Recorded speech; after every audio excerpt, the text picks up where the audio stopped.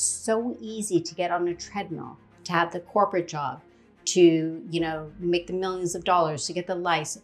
But can you honestly say when you put your head on the pillow at night, I'm proud of the life that I'm living? How do you tell the person that the very thing that you're being praised for is actually harming you? You can't rationalize with a person who's depressed.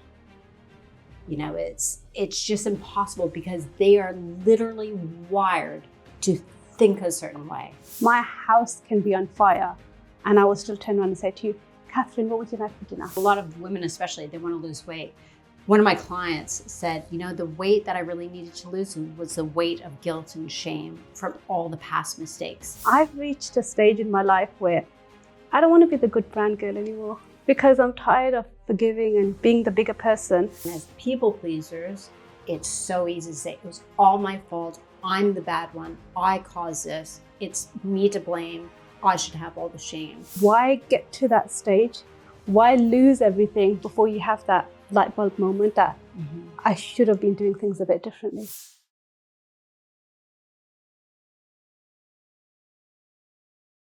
What happens when the life you've built from the outside looks perfect, but from the inside feels like something else entirely? Today's guest is someone who stood on stage in front of thousands. She's been published in Vogue and Cosmopolitan. She's an author, she holds a doctorate, and she's been a CEO. But today we're talking about the gap between what the world sees and what might really be going on beneath the surface. Welcome to Reflections and Realizations. I'm Alvina Salim, and today I'm joined by Dr. Katherine Iscoe. Dr. Katherine is a motivational keynote speaker and the author of the Self-Respect Playbook. She's also one of the most honest voices I've encountered on what it means to stop living a life based on everyone else's approval and start living for your own. Welcome, Katherine, to Villa 58. I am so glad you're here. Great to be here again. That was a bit. I feel like I've been here because you're so warm and inviting. Oh, thank you. That's why. So I'm going to start right from the beginning. Tell me, before the doctorate and before the book, who was Katherine Iscoe growing up? Oof.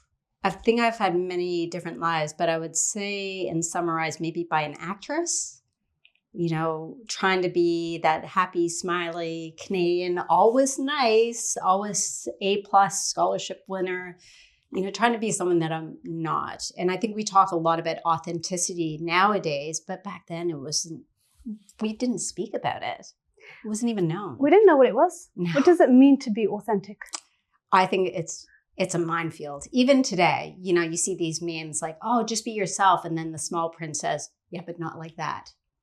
And I mean, we were just speaking before we started about authenticity. Like you might be authentic on social media, but then you get no likes. And then you're like, well, maybe there's something wrong with me. So do I need to become someone else?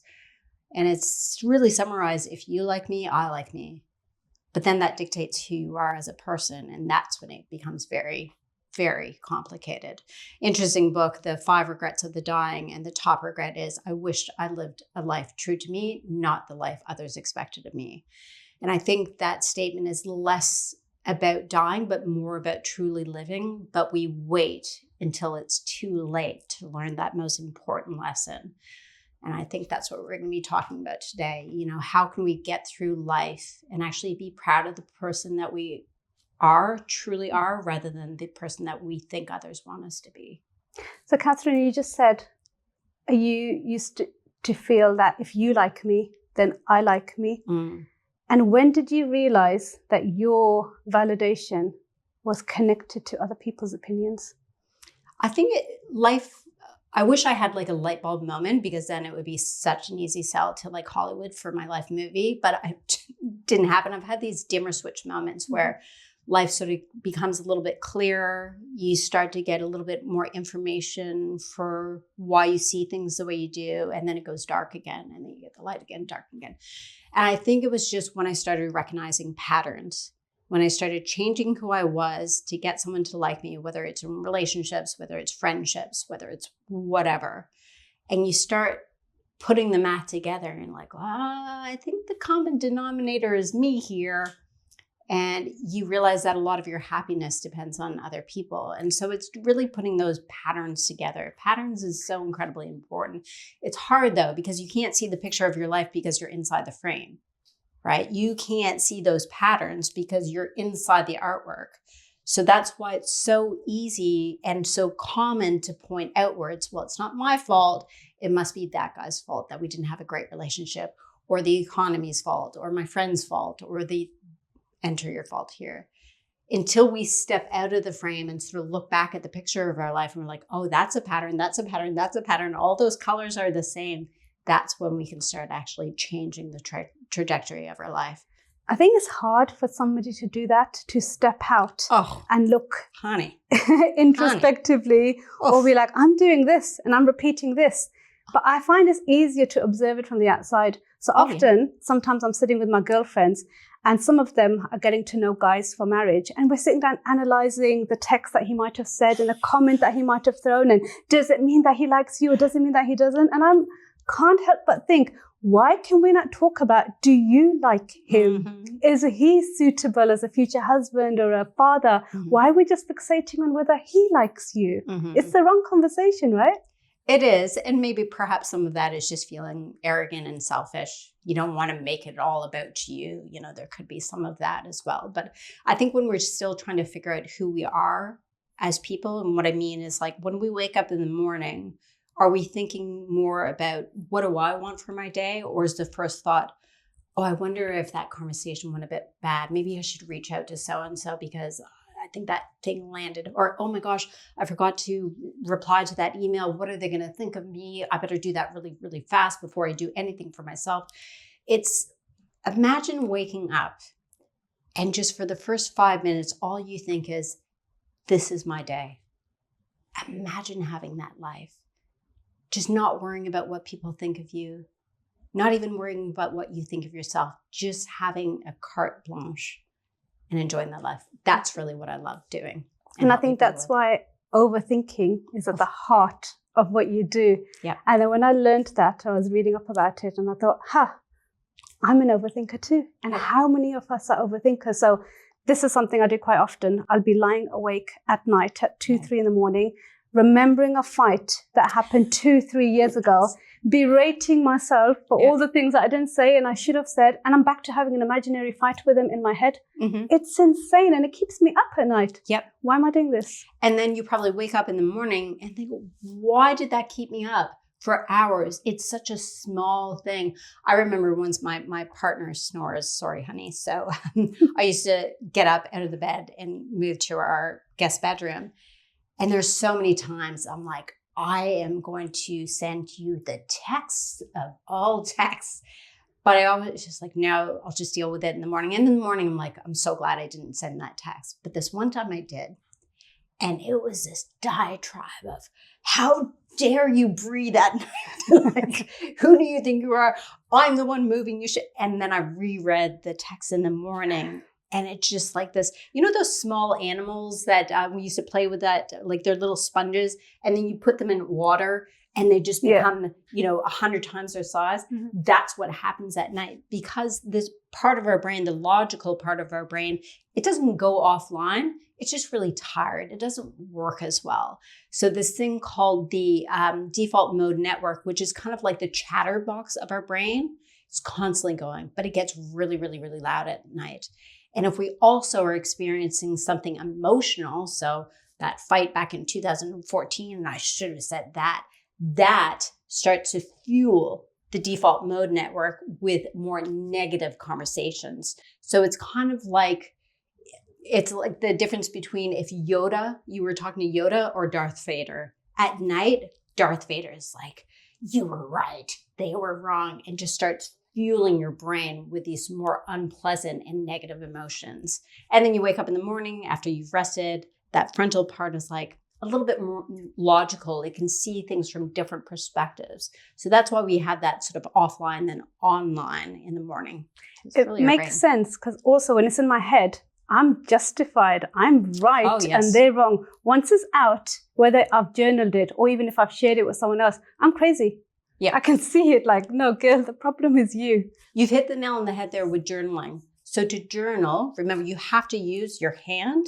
You have to think. You have to put pen to, you have to get the paper. You have to get the pen. You're using the more movement, logical part of the brain. And that's one of the best things that you can do as an overthinker.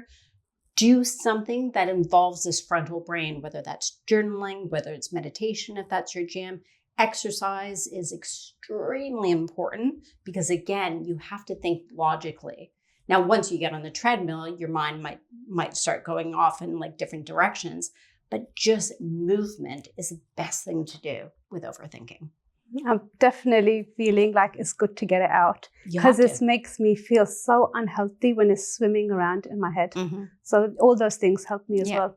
So Katherine, you mentioned you were an actress, but you weren't really an actress, like a paid actress. Not yet. But when did you notice that you were acting and playing a role that wasn't being authentic to your true self, or how you might have been feeling from the inside? I think it was, I remember going to work one day, my partner and I founded a technology company and I was acting CEO at the time. And I remember working with someone, they're like, you just don't seem like yourself. I'm like, inside I was like, how dare you?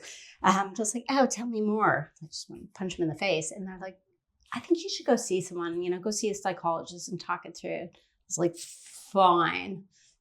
So I go see the psychologist and within 5 minutes, she's like, you're burnt out. I was like, I'm not burnt out. The high achiever in me is like, I don't get burnt out.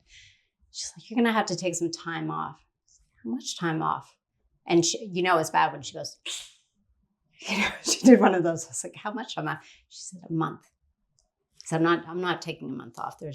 So I talked her down to the rest of the afternoon. Driving home, and I'm like, So I went home, did some journaling. I asked myself, how does it feel to be me right now?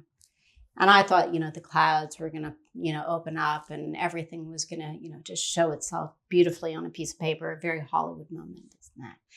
And the most incredible amount of profanity came out on that page. We're talking satanic levels of profanity. This, and it's his fault, and it's her fault, and how could she? And then it was just all came out. Timer sounded, so I usually set a timer for 5 minutes to, just put the paper and pen down. Didn't end there. I grabbed the journal, I threw it across the room, and I gave it the double middle finger. I mean, I couldn't be any less Canadian. But took my dogs for a walk, came back, and I reread what I wrote, and I was like, there I go again. Like that Mamma Mia song, Mamma Mia, here we go again. How could I resist you? There I was. Just being the CEO, the scholarship winner, the perfect person for everyone else, making everyone else happy. And the more you try to do that, the less happy you are of yourself. But it went one level deeper. If I had to answer the question, was I really proud of the life that I was living? The answer was no. And I think when it comes to acting, that's really the question that we have to ask ourselves. Not are we happy, but are we proud of the life that we're living? Because I think it's so easy to get on a treadmill, to have the corporate job, to, make the millions of dollars, to get the license. But can you honestly say when you put your head on the pillow at night, I'm proud of the life that I'm living?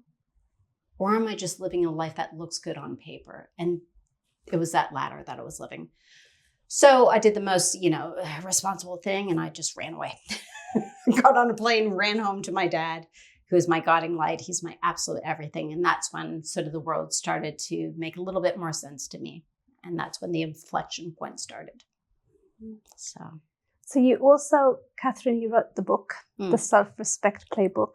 I read that in 2 sittings. It was really riveting. And it spoke to me in so many different ways. And I'm going to share some of that with you in a bit. But first, tell me, why did you write this book? You know what's funny? Someone asked me that the other day, and I said, this was a book that it was so natural to write. I've written 2 books prior to this. First one was a cookbook. And this is, we won't go down that rabbit hole because we'll need alcohol for that. But literally, I wrote a book, and it was like a vegan book because someone told me that veganism was in. So I should write a book on this. This is the same lady that said, you have to have 2 different wardrobes. You have to have your doctor wardrobe. So you have to look really professional and speak like a PhD. And then you can have your actual wardrobe. You can dress the way you really want to dress. So then I wrote another book, which was a book because I wanted to be famous author. It didn't work out, let's just say. This book I wrote within a couple of weeks. Yes, it took me a long time to sort of edit it and change it, but it was a book that I actually didn't care. That's not the right word. I wrote it because I knew it had to be written, if that makes sense. It was so natural to write. And, if there's any aspiring authors listening to this, they always ask me, how do I write a book? And I say, you'll know when you want to or need to write a book, when you actually don't need to, you want to, if that makes any sense whatsoever. Makes sense. And this book, as I understand, is for the overdoers and the overgivers. And the overthinkers. And the overthinkers. And I read that and I thought, in my background, these things are glorified. Yeah. These are good things, making sacrifices for other people. But then how do you tell the person that the very thing that you're being praised for is actually harming you? It's kind of like, imagine if you were writing with your right hand all your life, and then someone says, no, you shouldn't do that. Why are you doing that? You should write with your left hand. And you're like, what? What are you talking about? And then you sort of talk them into it. They start writing with the left hand and they'll just naturally go back to the right. It's so difficult because the thing is, if we were raised to say, no, you have to write with that hand, we can't think otherwise. So if we were raised as a good girl, raised as constantly thinking about others before yourself, any act of self-respect is going to feel like selfishness. And I think, we've spoken about this before, and that was, you have so many examples of this. For sure. And I think particularly with the good girl example that you used, again, it's amplified in my background because we don't just have the good girl, we have the good brown girl. And she's the good mother and she's a good wife and the good daughter-in-law. And a lot of it pertains around sacrifice. She's making sacrifices.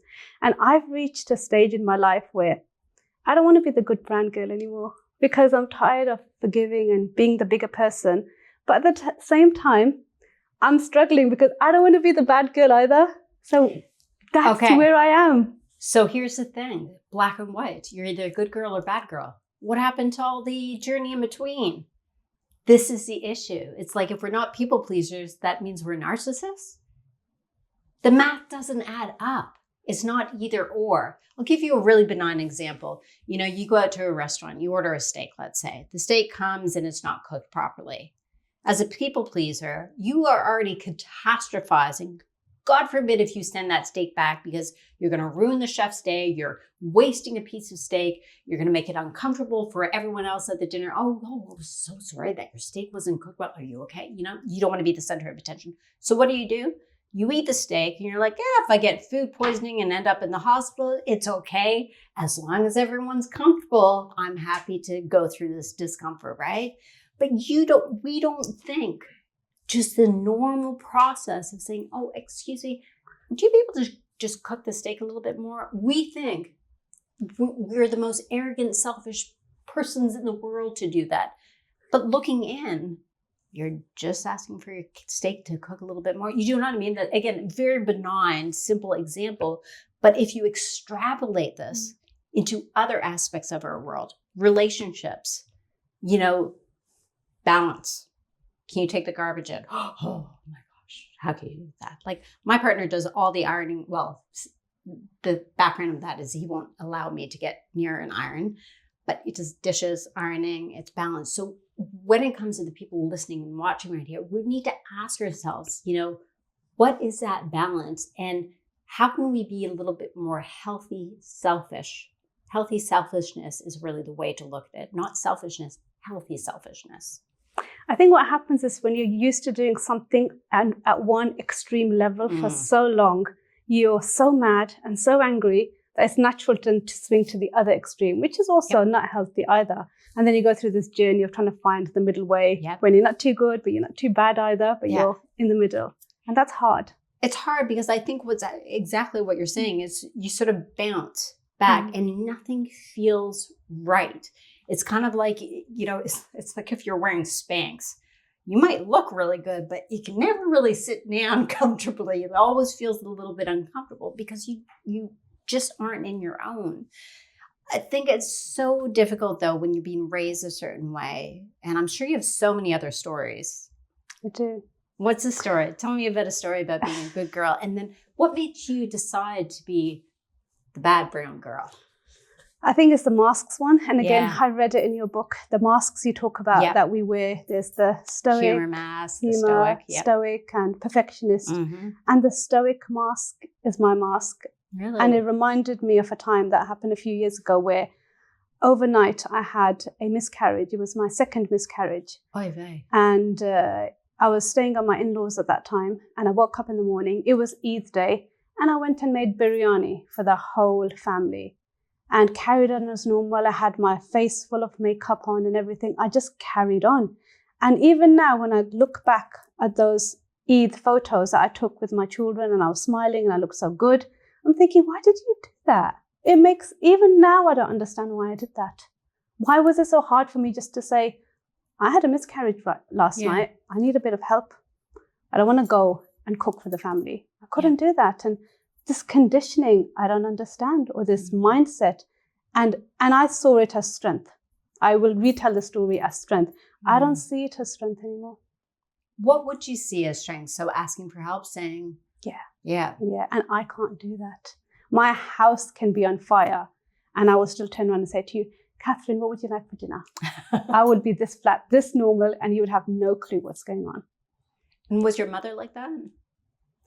I did not see my mother ask for help, no. Never. Ever. And her life was tough. Yep.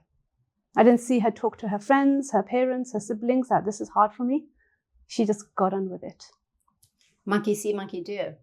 It's sort of an echo chamber. I mean, when we look at politics nowadays, even, we've never been more divided. I mean, I'm talking about obviously North America, and I promise I won't go down an orange tangerine tyrant conversation now. But if we look at that, it's, I don't want to compare it, but the narcissist and the people pleaser, it's kind of like we're so separated between this, I need to be strong, because if not, then that means I'm weak.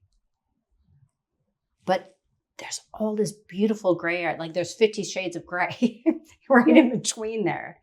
And I think especially if you've been raised in an echo chamber, this is what you believe. My mom sort of raised me as, don't worry about what you think of yourself, worry about what other people think of her based on the actions I was doing. So my actions, who cares? Like I got caught stealing. And Mom, I love you. I love you. But I remember she got me off the charge, lawyer and this and that. And she got off the phone. And I remember this to this day. She put the phone down. She walked right past me, took a photo of the Virgin Mary off the wall and started kissing it. And I was just standing there going like, what about me? Didn't matter. It mattered that she was an amazing mom in the face of God. Not a good mom. Does that make sense? Totally, because we have that in our culture and we have it. It's called what will people say? Yeah. So everything you do, not wrong, but questionable or against the norm, comes down to what will the auntie say? What will the uncle say? If you're wearing this or you're studying this or you're traveling there, it doesn't matter what we think or what might make you happy, but what will that auntie down the road say that you decided to do this, that you decided to marry somebody who's not Pakistani, or you decided to do a job that's not doctor or an accountant? What will they say? And we live our lives based on the opinions of others. So I just feel so much of it is amplified from where we're from. And it's exhausting navigating that, breaking that, and trying to be different for your own children. Yep. Acting. So we've circled back to this acting, this putting on a smile when we feel anything but. And I see it a lot with my friends as well. Like, I guess I'm attracted to empaths. Liv is here. She's like the ultimate empath. And, sometimes the more beautiful you are, the harder you have it for yourself. And it's like this hard juxtaposition because you don't want to be unkind. But then you get to the point where your kindness is kind of killing you. So where do you stop?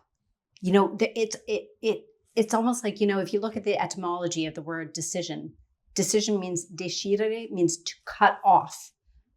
And I think that's sometimes what we have to do. We kind of got to go cold turkey. We have to say to our boss, enough is enough.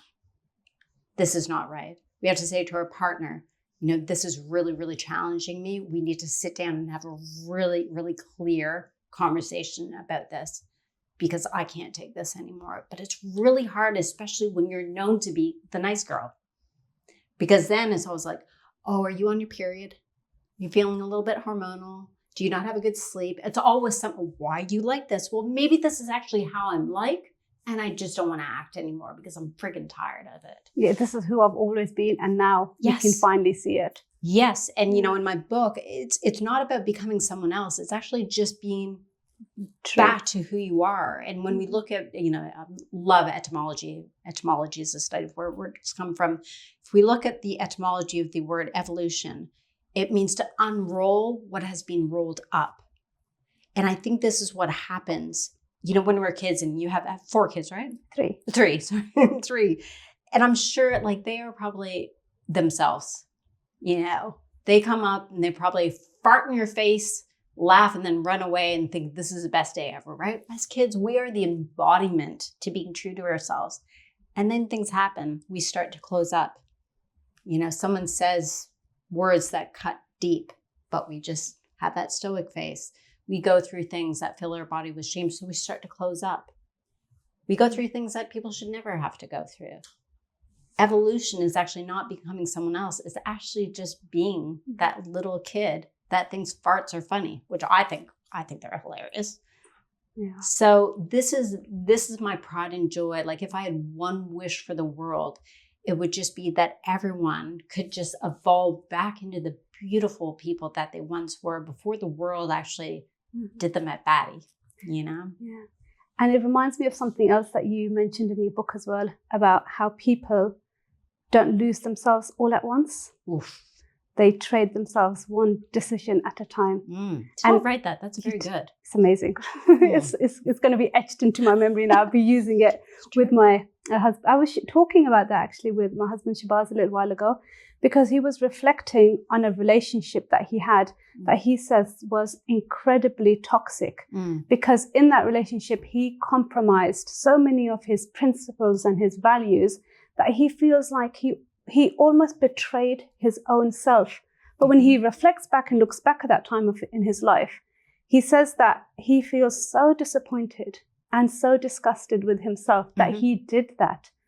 And we look back and we have those instances, and all we are filled with then later is shame. I have those many times. I'm like, why did I do that? Why did I behave like that? That's not me. That's not what I stand for. That's not what I believe. I've had friends who've said to me when I've been in the thick of something like that, remember who you are. This isn't who you are. Remember the kind of person you are. Why is it that in that moment you just forget? I think what we need to remember is that is who we were.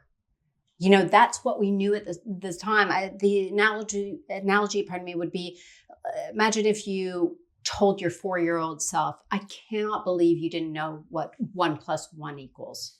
How stupid could you be? Because you know what 1 + 1 equals now, right? And you look back at it, I can't believe, really? That's ridiculous. But you didn't know then what you know now. But we think because we're looking back at through the lens of knowledge we have now, it's so obvious. I can't believe I didn't walk away from that relationship. I can't believe I didn't speak up. I can't believe I didn't. We could talk ourselves into our grave. Lord knows. The list is endless. Coulda, shoulda, woulda. And I think that holds us in the past. A lot of women especially, they want to lose weight. One of my clients said, the weight that I really needed to lose was the weight of guilt and shame from all the past mistakes, inverted commas, past mistakes that I did. When she finally realized that's the decisions I made then, I now know better. I think moms maybe when you know better, you do better. But we berate ourselves, don't we? And that's one of the best things I've ever done to myself, for myself, is just say, it's in the past. It reminds me of something I read on your website where you said that something happened during your PhD years that you struggled, which you blamed yourself for over 15 years. Oh, yeah. That's a very long time to carry blame on your shoulders. Yes. How did you navigate that time? I think getting back to, the good girl that we were talking about before, I should have known better. I should have, and I think what happened was during my undergrad, I fell madly in love with a prof at the university. And I think if you're not in academia, you don't really understand that profs sort of get this godlike appearance. Like if they're really, really good profs, knowledge is sexy. It really is. And I know if you're not into that, then it's like, what are you talking about? But when you see a prof in their element, speaking about everything that they know, it's enticing, it's entrancing. And so I fell absolutely madly in love. And we had an emotional affair. And that's actually what triggered me staying at the university and doing my master's. And it was the only reason why I did my master's in that field, just so I could stay within the university. And I was 25, 26 at the time. I was an adult. I could make decisions. And that's what I blame myself. I'm like, why did I not know better? Why could I not see that I was falling for his charm?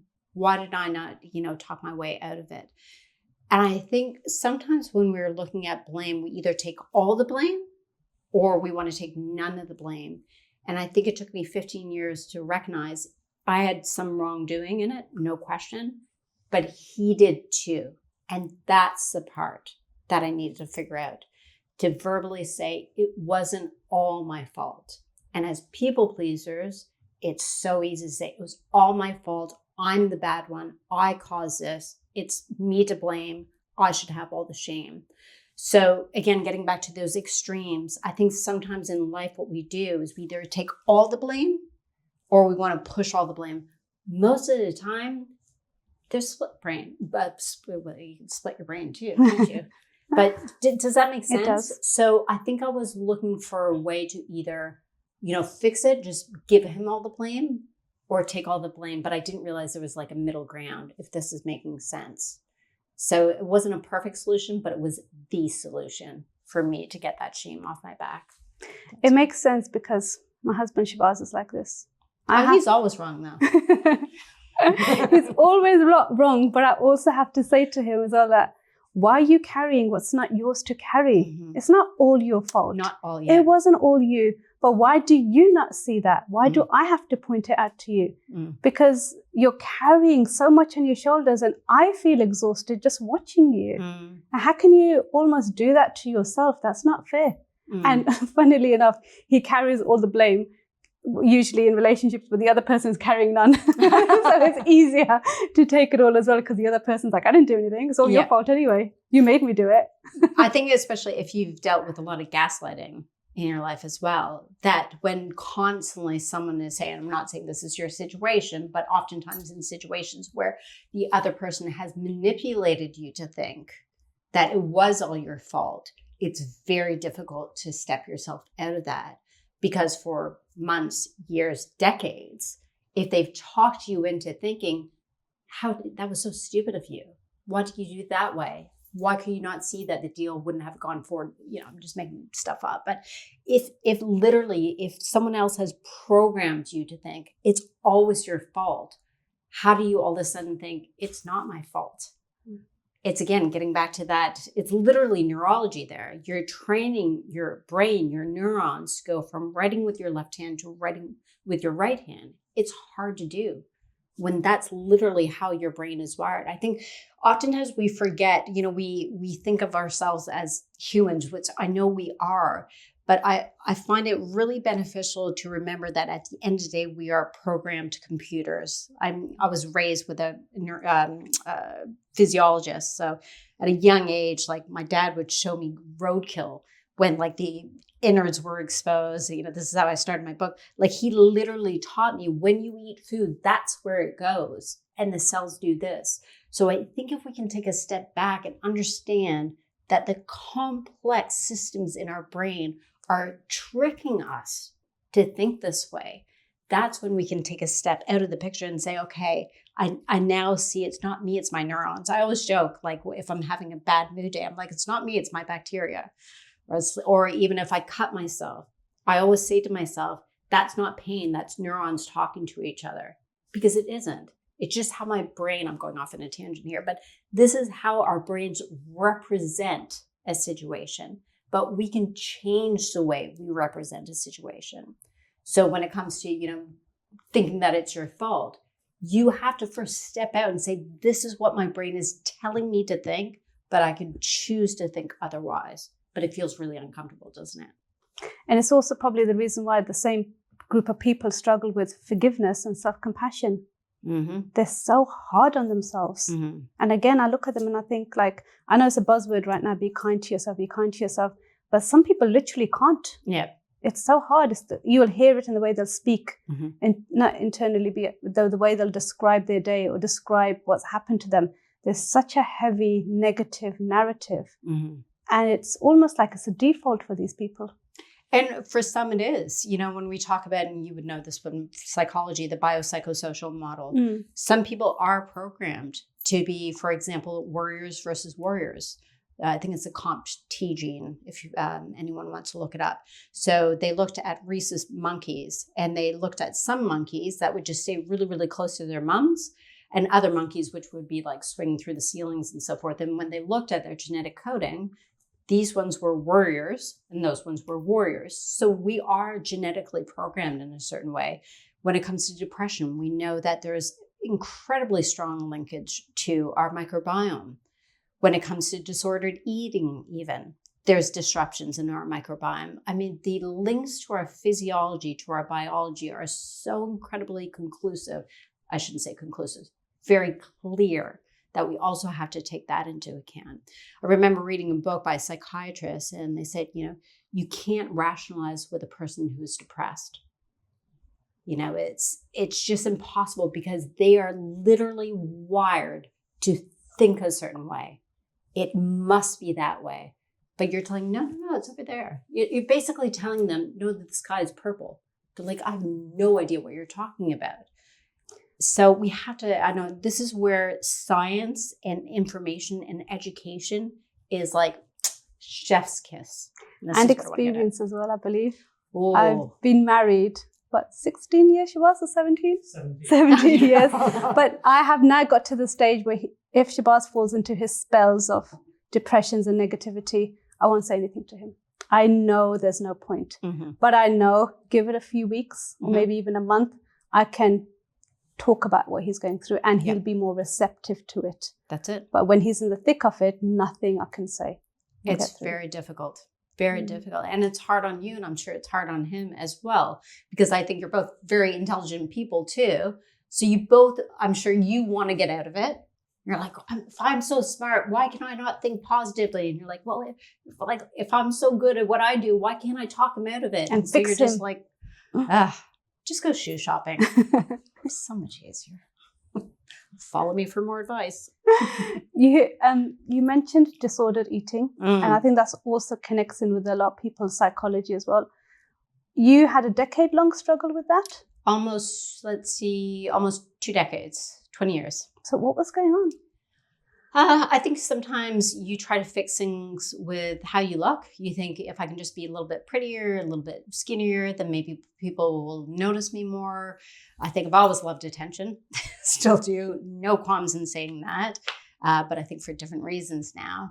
But I think after my parents got divorced, and I think I was craving attention, I thought the attention that I could get was through looking a certain way. Couple this with, in the 80s, this is when was it Kate Moss, nothing tastes as good as skinny. It was like a heroin chic sort of thing. So anorexia was cool. So the goal was to eat so little that you fainted at school. And the problem is when you grow up in a European family where literally you open your eyes and they're like, are you hungry? And there's like this smorgasbord of like ham and this and that on the table. It's really, really hard to not eat. Also because I wanted to be a chef. So here on the one side, I hated eating because I wanted to be skinny, but at the same time, I loved food. So it was really, really difficult. So anorexia I wasn't very good at, but I tried. And so then it turned into bulimia, which is when you eat and then you get rid of it somehow. And then it went into binge eating, especially during my master's degree when this whole emotional roller coaster was happening. It was really 20 years of this. It was the most shameful experience ever, because the problem is here I am, privileged white woman, and I can eat. And then I look, half the world doesn't have food on their table. So then you have shame about that. Then you have shame that you can't talk to anyone about this. There was no social media back then. So I felt as crazy as can be. I was also dealing with depression at the time, but I didn't know it. So I really should have been clinically put into a clinic at that time. And that was probably the biggest shame that I dealt with, for sure. And how did you get through that time? How did you come to the other side? So at the time, I was really deep into binge eating. And for people who don't understand what binge eating is like, it's very easy to just suppose that it's kind of like eating a second piece of chocolate cake and feeling a bit guilty. But binge eating is just like a drug addiction. It's the best way I can describe it, albeit metaphorically, but I remember thinking about this during a binge. If there was a burning child stuck on a bus and I was binge eating, I would keep on binge eating rather than save that child. That's what it does to you. It takes away any semblance of moral control. It was very hard to outthink the mind that got you into that place. Then I read this book on drug addiction, and there was this thing called the urge voice. This urge voice is like, oh, you've done really well today on your diet. Why don't you just have one bite of a cookie and then you can throw out the rest? And it would talk me into, oh, no one will ever know. You'll fix it tomorrow. These little sort of chatterboxes in my head. And I remember vividly the first day I started binge eating was I was doing a lab study, and I had to get all the subjects food because I was doing a study that needed to control calorie intake. And I had these Jell-O puddings. I was like, I'm just going to have one. And I ended up eating all my subjects' food. Don't even remember it.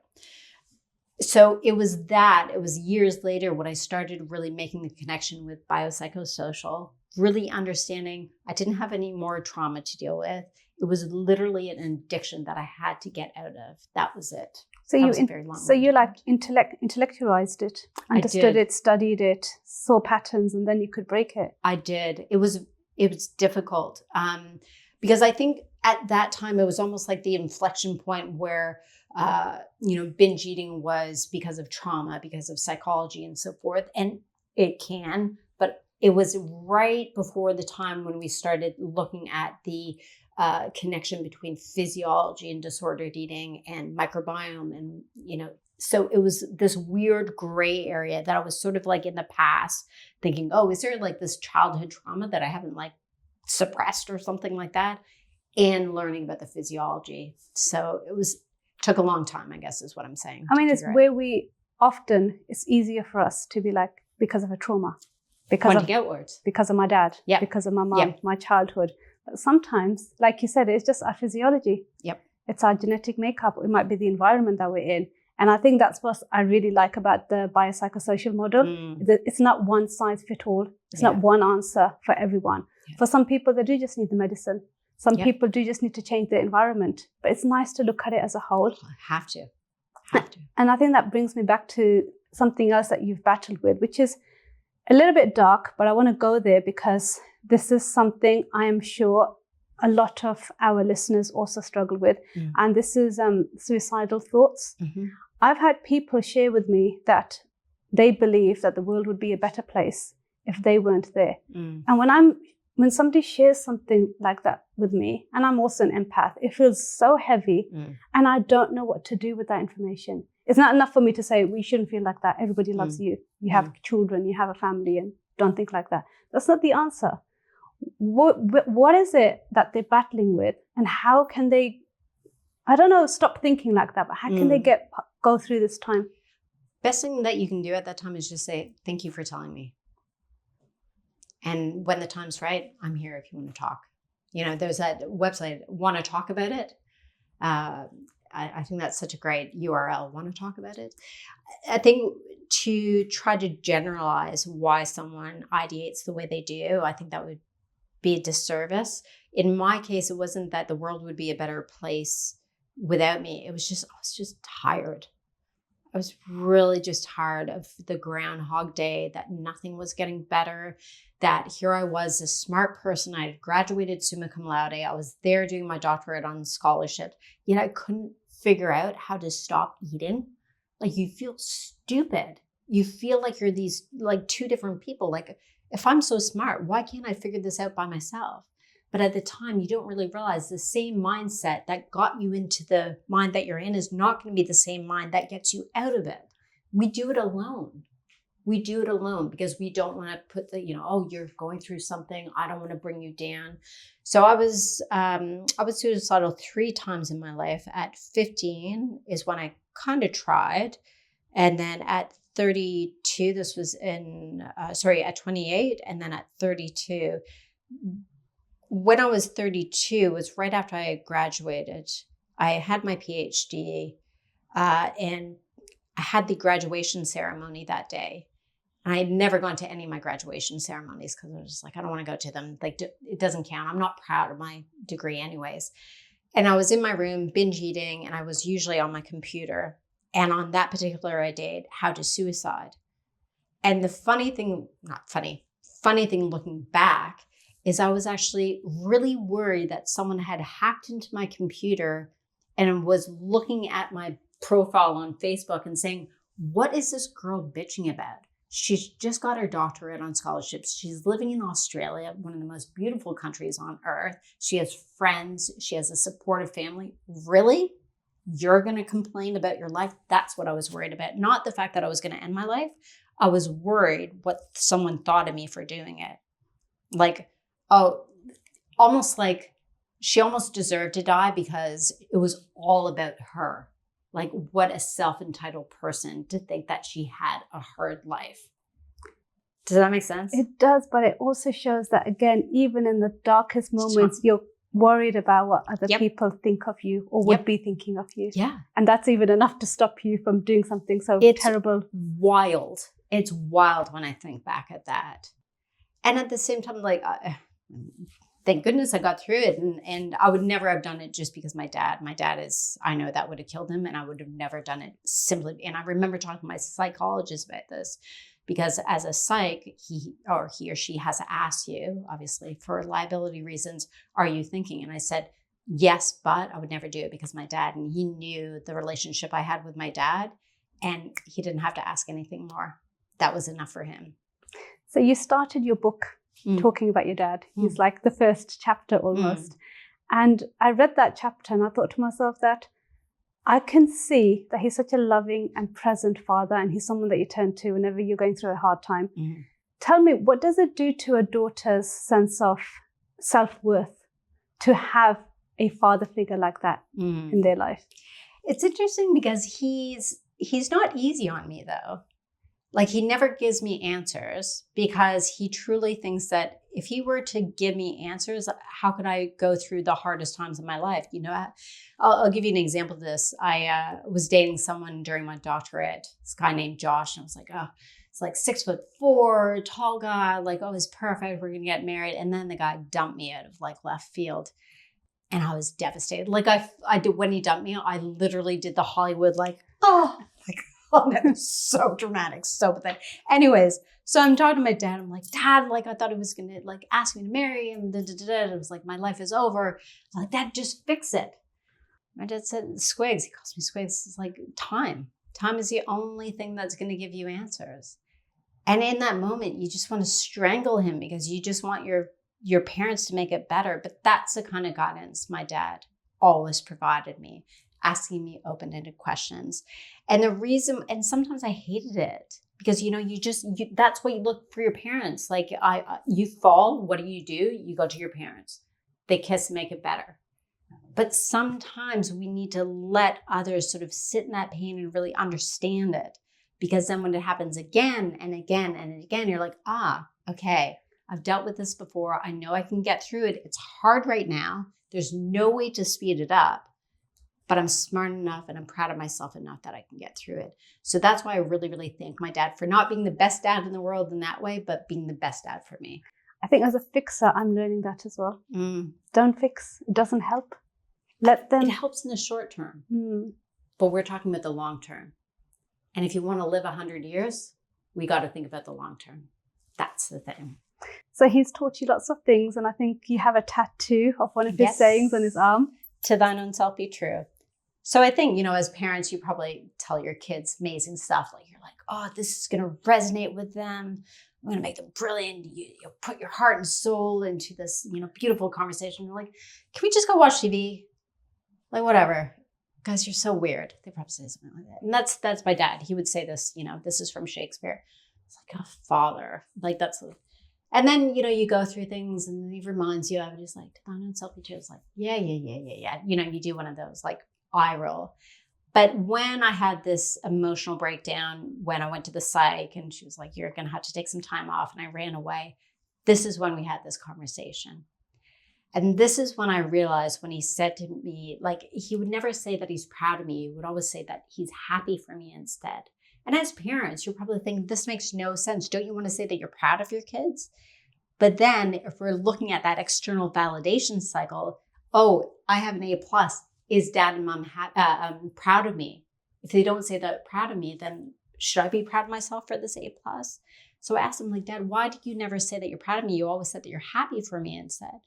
And he said, Squigs, pride is something that you have to do on your own. That's your responsibility to build. And this is that inflection point that I was sort of referring to before. It's when I really started looking at my life. It's like, I might be happy. I'm paying my bills. I have a great partner. I have 2 beautiful dogs and list, like the keeping up with the Joneses list. I was ticking that off. But can I say I was actually proud of the life that I was living at that time? No. And that is, I think, the question that more people have to ask, but it's friggin' scary. Because we can pay our bills, we can, have the mortgage, pay off the mortgage, go to the doctor, get your cough checkup and this and that. That's fine. That's easy. But to ask yourself, are you actually proud of the life you're living? Oof, that's hard. And it's something I'm unlearning in my parenting as well. Yeah. I'm trying to not be that mom who says, I'm proud of you for coming first place in the grand competition. I'm proud of you for getting that A. Because I remember reading Carol Dweck's work on mindset. I tried to be a bit more, I liked how hard you worked. Yeah. I liked how you tried, or when you fell and you got up again, or you kept on playing football even as your team was losing. Yep.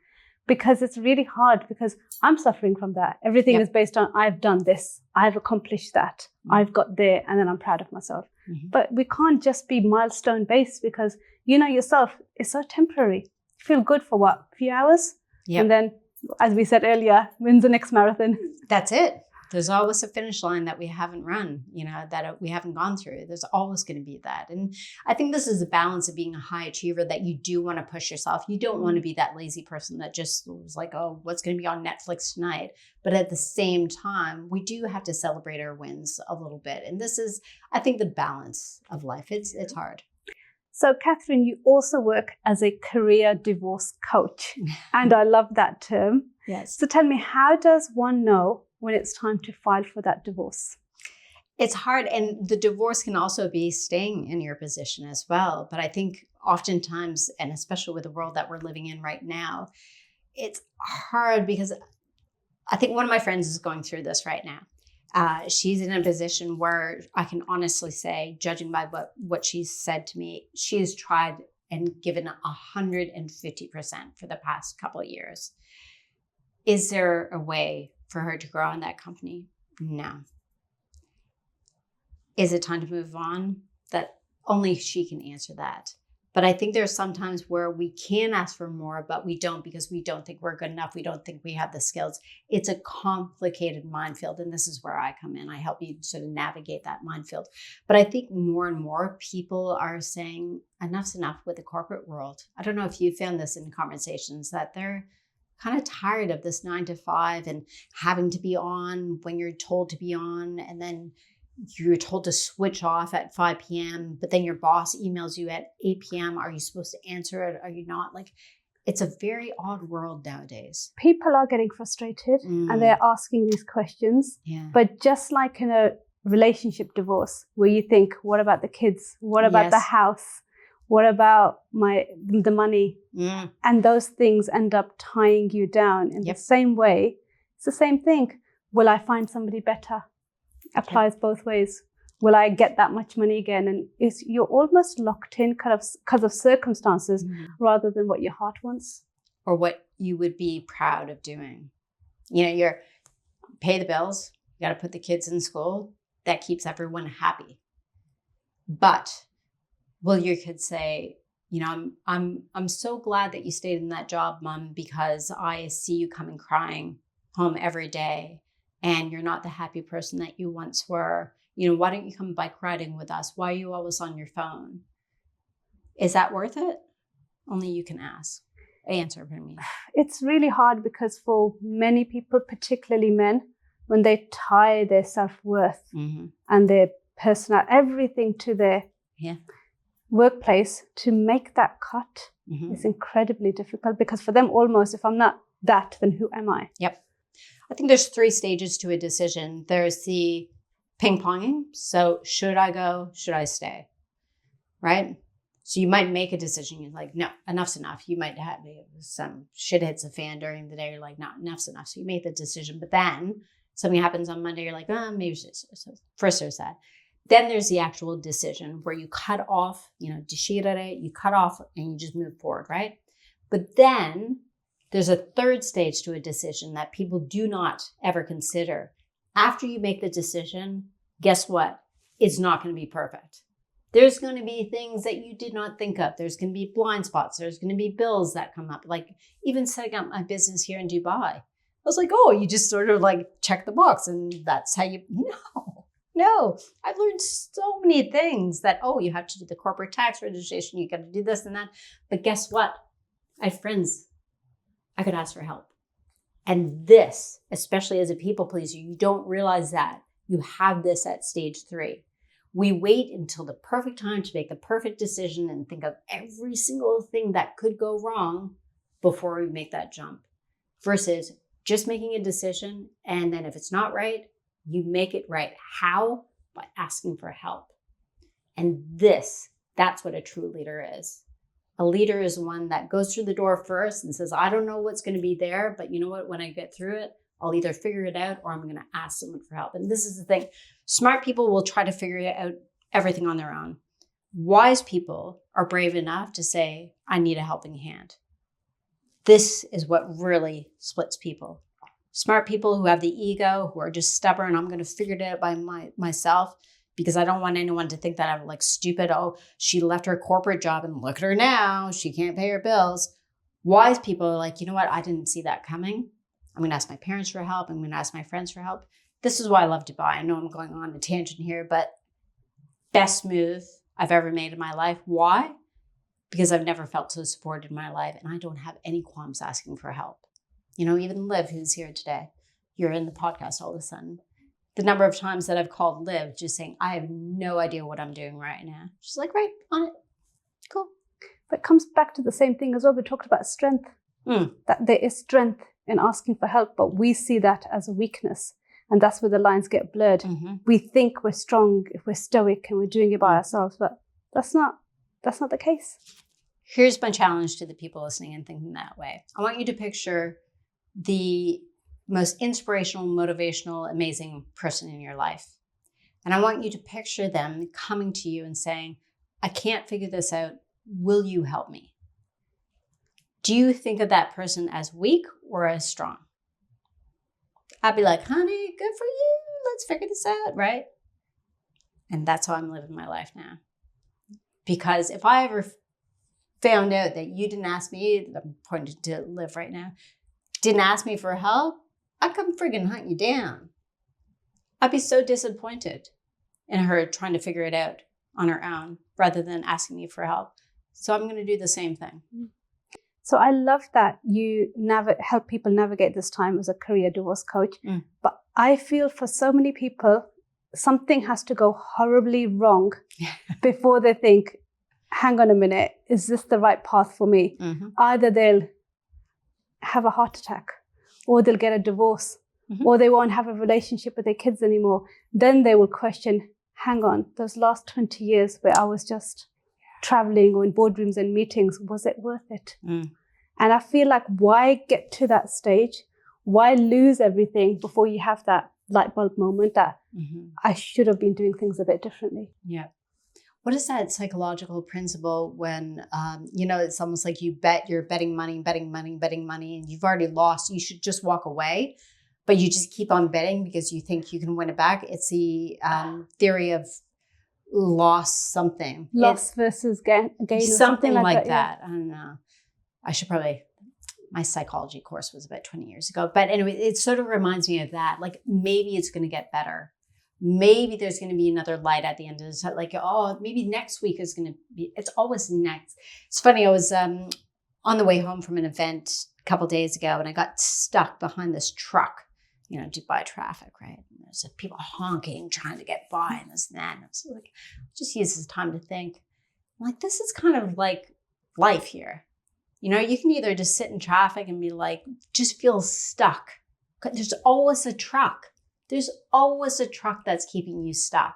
A lot of people don't realize if you really feel stuck, you can get out of your car and walk if you really want to. But we keep on thinking any moment now that truck is going to move. But what if it doesn't? And I think, let's say you do leave and it is a bad decision. Fix it. You do something else. It's like we think every single decision is going to be like on our tombstone. Oh, look, Alfina made that decision when she was 48 years old, and this is going to be etched on her history, and no one's going to think about you other than this bad mistake you made. Listen, as long as you haven't killed a nun, I think you're doing really well in life. Let's just pump the brakes a bit here. And I think there's so many people listening right now and they're right on the verge of making a decision and they're waiting for the perfect time to make the perfect decision. It's not going to happen. There's no spoiler here. There's no, here's the moment that you've been waiting for. It doesn't happen like that. You got to make the jump. I just wish people make it before it's too late. Because I think you talk about the regrets of the dying. Those regrets are heavy. Yep. The ones about your relationships, your children, the time you could have spent, your health, all of those that do end up being compromised in really toxic workplaces. Yep. And we were talking earlier about masks. That's another thing. And I know because of my husband's circle, I know so many men who are, and women as well, who are someone completely else in the boardroom. Yeah. And then at home as a father or a husband or a wife, they're a completely different person. And I wonder, why is it so scary for us just to show our true, authentic self in all our relationships? Who are we really? Are we who we are with our spouses at home? Or are we that tyrant in the boardroom? Who are we? And those questions, I feel like you should ask yourself as well. Like this mask that you're wearing, do you sometimes not get confused as to who you are as well? I think there's authenticity and then being genuine. And I think we need to speak about being genuine more often. I think authenticity has sort of taken the spotlight for a little bit too long. So when it comes to being in the boardroom, I don't think we can make the kind of jokes that we make at home, right? That's not appropriate. So just being genuinely yourself in that situation, I think it is the right way. So I think there's situational context here. But when you're actually you're stepping over your boundaries, stepping over your values, I think that's when it becomes problematic. So values we need to think about as something that's going to cost you something rather than comfort. So let's say you're at a boardroom table and one of your values is standing up for someone who's being diminished, right? In that moment to say, I'm sorry, what you said right there, can we just reframe that? Because I think so-and-so is taking that the wrong way. That's going to cost you something in that situation. We need to realize that value costs you something. That's authenticity. Does that make sense? It makes sense because when I'm thinking about how they're behaving, whether they're making somebody cry, whether they're gaslighting, whether they're taking advantage of someone, I'm like, that's not who I know you as. Correct. But for you to stand up, maybe everyone at the boardroom is like, who do you think you are? He deserved it. For you to actually stand up and say, actually, no, and here is why. Stand in your ground, as Brene Brown. Don't puff up, don't shrink, just stand your sacred ground. when it comes to values. Values cost us something. You know how, a lot of corporations put like honesty and integrity and stuff on the wall. Bullshit. Like that is just, did I say bullshit? Bullshit, because all those things cost the company something. So anyways, I won't go on that tangent because then I'll get really fired up. But they have to do it. They have to do the mental health workshop. They have to talk about boundaries and work-life balance. They have to tick the boxes. But who said? Part of looking as a certain type of organization that looks after the employees. Yeah. So they will do it for their persona, for their image. But whether that actually translates into practice, there's a massive gap. Do you really want me to talk about this right now? I don't think so. I think it's going to be an R-rated podcast. I have a big problem with that. And it's hard because obviously I make money by doing those workshops. But I'll tell you this. I got fired by a company. Follow me for more corporate wellness advice. But this was really important to me. So this is back in Australia. I was hired to do some mindset workshops for this real estate company. And after a couple of sessions, I noticed that there was this one woman at the table and she was just really, really quiet. And she hung back after one of the sessions. She's like, I love all you're doing, but here's the situation. She proceeded to tell me how she was being sexually harassed. Another woman came up to me and saying, love all your sessions, but none of this is going to change. This is a tick box exercise. And then all of a sudden, because I was hired through an intermediary, they're like, they've decided not to proceed with you. I said, okay, all right. I'm happy to do, the final session, this and that. So I said, printed off all the things we were doing, this and that. I found out months later, the words that they used were get rid of her, as in get rid of me, because I was starting to uncover what was actually going on in that corporation. I've never been so proud to be fired in my life because I found out those two women quit their jobs. But they brought you in for a reason as well. Brought me in for that beautiful, let's just tick box, let's, do the corporate wellness. And that was, again, a value that cost me something because I lost a job, but I could put my head down on the pillow at night because I knew I was, this is part of a larger story, but I was talking to those women and so forth. And one of them is now living in Thailand, working her own business and going to the beach every single day. The other has started her own company, doing fantastically well. Even on a floor level, I feel we know more than we've ever known before. This conversations around authenticity and mental health and boundaries. But whether we're actually doing it, even on a very individual, personal level, is a whole different conversation. It's a complicated world. Listen, if we all didn't have to pay mortgages and, had to feed little mouths, I think it would be a different conversation. But when I first met you, you shared something with me that I was like, that's just me. Again, you were talking about how as women, we never feel qualified enough. We always need another qualification, another credential, or another permission slip to feel that we can take up space. And for someone like me who's coming towards the end of my master's in psychology now, until I graduate with a first and until I go on to do my PhD, I will not feel I can stand and talk about psychology on any platform or any institute. When is enough ever enough? This is hard because the more you learn, the more you realize you know nothing. This is the challenging thing. It's the Dunning-Kruger effect. When we first start learning, we think it's like, the first year medical students are like, all of a sudden they go home and they diagnose their entire family. Oh, you have this, you have that. And then all of a sudden, second year, third year, they're like, oh my gosh, we know absolutely nothing. And only many, many, many years down the line do we realize, okay, we don't know everything, but we know a lot. So it's a fantastic theoretical model. It looks like an a U shape. It's interesting that you say that because tomorrow I'm starting a 5-week program. And this morning I woke up, I was really, really excited. But then all of a sudden, like this voice in my head was like, why are people working with you? What are you going to do that they can't do themselves? And it reminded me of this conversation. Was at dinner party soon after my doctorate. Everyone had eaten a lot and it was like, oh my gosh, why do we get so tired after dinner? And because I just finished my PhD in diabetes and blood sugar and so forth, I started reaming out, oh, it's this hormone and then the beta cells and blah, blah, blah. Everyone's like, what? It's like, yeah, but everyone knows this. Glycemic control is, the insulin and then the glucose 4 transport. Like, we have no idea what you're talking about.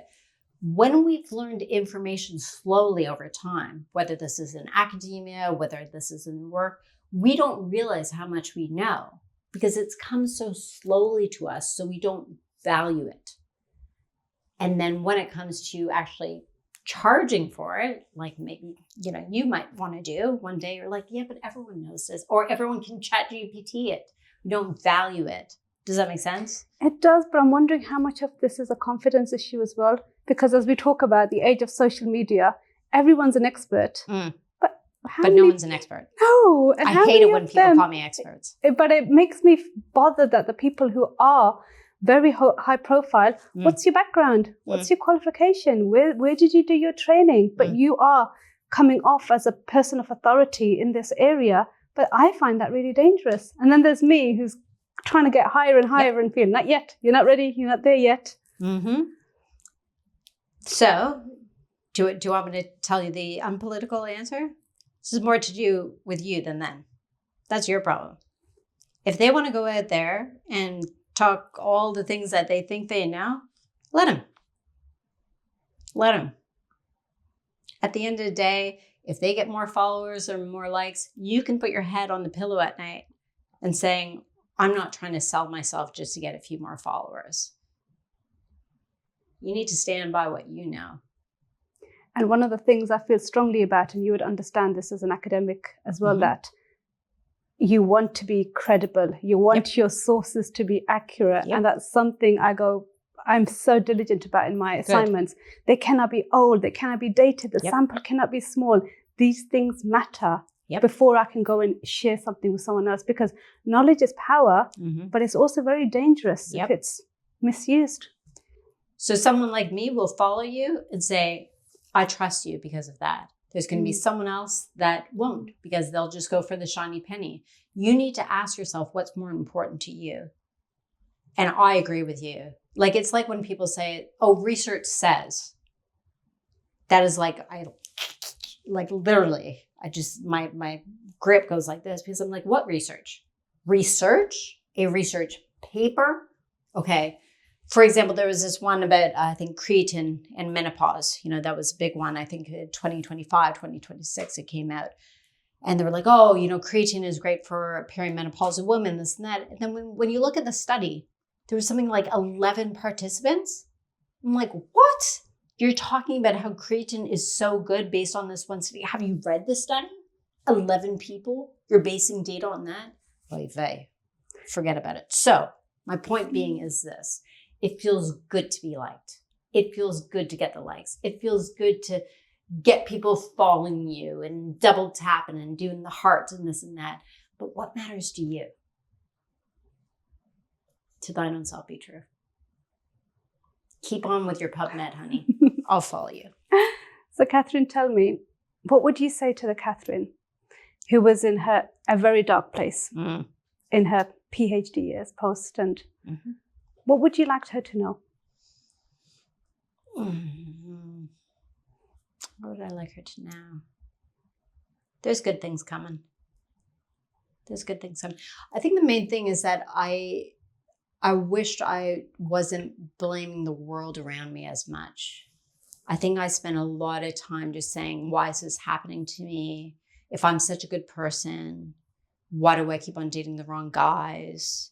It's just this constant, I don't want to say excuses, but that's probably the closest word I can get. And I know that might sound insensitive to some, but I really wish I realized I had more control than I had at the time. At the end of the day, here's how I say it. Life is never going to get easier. Your ability to navigate it does. So I wish I would have just picked myself up and started to look at life from different perspectives. That's a very common narrative. Why does it keep happening to me? I'm good. I pray, I fast, I believe in God. I don't deserve it. And then there's bad people out there and they're not suffering like I'm suffering. It's actually a common thought I hear quite often in my circles. And I feel what happens is you lose your agency when you go down that route. Yeah. And you become helpless. And then there's nothing you can do because bad things keep on happening to you. So therefore, there you are. Yep. There's no answer after that, is there? Yeah. Yeah. I just wish it would be, it's beautifully said. I have nothing to add. Actually, I was going to go off on a tangent, but it was so beautifully put. So Katherine, what would you say to someone, finishing off, who's struggling with living a life based on everybody else's approval and they're ready to do things differently? Where do they start? Where do they start? Oof. I think the best place is, my partner hates it when I use this analogy, but I think that's the best way to say it, is like we all have fart friends.